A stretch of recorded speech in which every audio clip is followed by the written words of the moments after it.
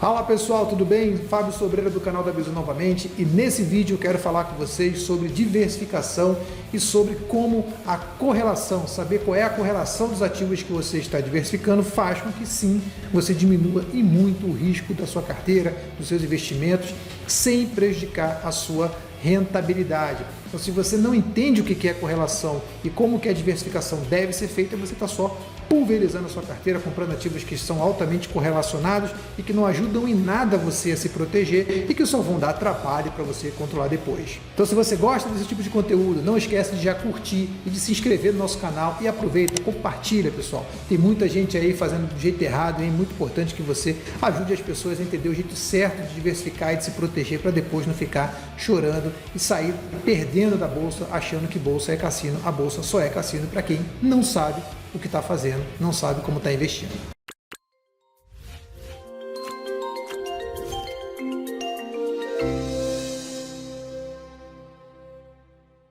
Bem, Warren Buffett dizia que diversificação é a proteção contra a ignorância. E é óbvio, você, nós somos ignorantes, precisamos sim nos proteger, mas diversificar de qualquer jeito acaba sendo uma coisa muito ruim, porque não faz sentido você ficar diversificando de qualquer jeito quando você sabe o que está fazendo. Por isso é importante diversificar sabendo o que está fazendo. E aí é importante entender o que é a diversificação e como ela deve ser feita. Ela deve ser feita de forma que você proteja o seu capital das oscilações que o mercado pode ter. Então, o que você quer fazer é diminuir as ondulações dos seus investimentos, fazendo com que ele cresça do mesmo jeito, porém com muito menos volatilidade. E como é que se faz isso? Investindo em ativos que tenham correlação baixa, para que um proteja do outro. Pode ser que os dois subam, mas subam de forma diferente, ou um sobe, o outro cai, não precisa ser negativo, mas eles têm que se comportar muito isoladamente. Então essa correlação ela é dada pelo coeficiente de correlação de Pearson, que diz o seguinte: se a correlação é zero, significa que o que acontece com esse ativo não tem nada a ver com o que acontece com esse outro ativo aqui. Tipo, sua namorada termina com você, a bolsa sobe ou desce? Não tem nada a ver uma coisa com a outra. E tem que tomar cuidado com as falsas correlações. Vocês já ouviram dizer que tem uma grande correlação entre venda de picolé e ataque de tubarão? Quer dizer, quanto mais as pessoas chupam picolé, mais tem ataque de tubarão? Não, na verdade os dois estão correlacionados com o calor. Quanto mais calor, mais picolé, mais gente na praia, portanto, mais incidência de ataque de tubarão. Isso não quer dizer que isso esteja de fato correlacionado. É uma falsa correlação. Então você precisa prestar atenção no que está de fato correlacionado. E aí a correlação começa a crescer, chega até 0,35, e aí quer dizer que ainda é uma correlação fraca. Ou seja, esses dois ativos que têm uma correlação até 0,35 não estão bem correlacionados. Isso é bom. Yes. O que acontece com um não influencia no outro. Vou citar um exemplo nesse caso, a Bolsa Brasileira e a Bolsa Americana, investindo no Brasil já considerando o dólar, que seria, por exemplo, o índice BOVA11, que replica a nossa BOVA, e o índice IVVB11, que replica a Bolsa Americana. A correlação entre eles é de 0,3, significa que o nosso índice aqui pode subir ou descer, e o de lá vai só subir ou descer 0,3 ou vice-versa. Então a correlação entre eles é muito pequena e isso é muito bom para diversificar. Isso principalmente por causa do dólar. Que até tem uma correlação entre a nossa bolsa e a bolsa americana maior do que isso, mas o dólar entrando nessa brincadeira acaba influenciando e fazendo com que haja pouquíssima correlação. Então quando você faz isso, você está protegendo a sua carteira. Até mais do que você estaria protegendo a sua carteira quando você investe na bolsa, no índice da bolsa e o índice IFIX, que é o índice dos fundos imobiliários. Eles têm correlação de 0,7, que é uma correlação alta. Isso quer dizer que é ruim? Não é ruim como um todo, é porque o IFIX ele tem uma volatilidade menor do que a bolsa. O 0,7 nesse caso é muito mais pelo IFIX do que pela bolsa, ou seja, geralmente quando a bolsa de valores sobe ou desce 1%, o IFIX vai subir ou descer 0,7.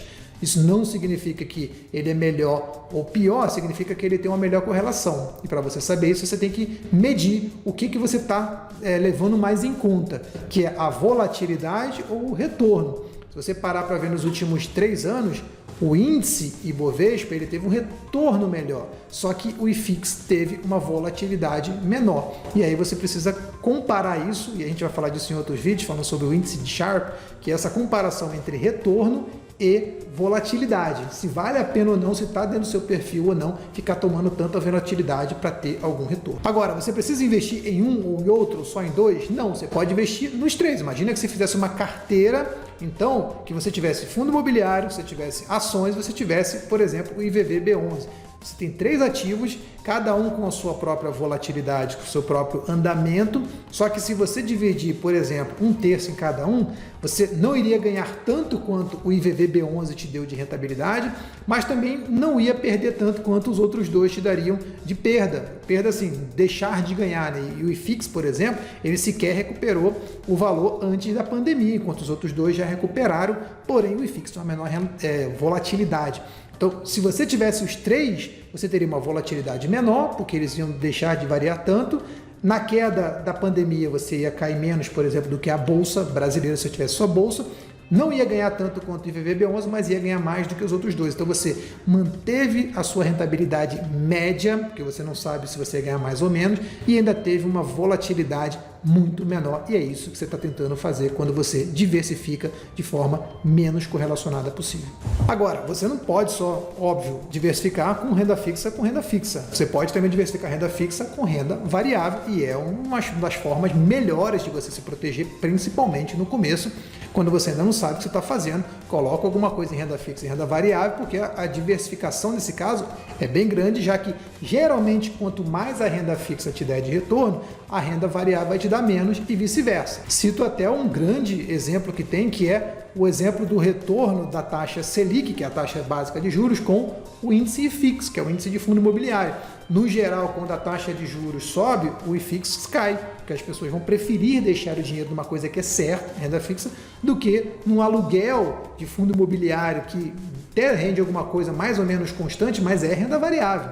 Agora, quando a taxa de juros cai muito e você precisa pensar o que você vai fazer para poder melhorar isso, o seu rendimento, o seu retorno, aí você vai começar a procurar os fundos imobiliários, e aí por isso acaba subindo o fundo imobiliário em contrapartida ao que acontece com a taxa de juros, e isso é uma boa diversificação, porém essa é uma diversificação que tem uma correlação muito negativa, e aí não é muito proteção em termos de ganho, é mais uma proteção em termos de ficar com medo de perder ou de ganhar. Porque lembrando, o que você quer é coisas não correlacionadas, coisas que podem subir ao mesmo tempo, cair ao mesmo tempo, só que um diminui a volatilidade do outro. Quando você pega coisas inversamente correlacionadas, você pode estar deixando de ganhar.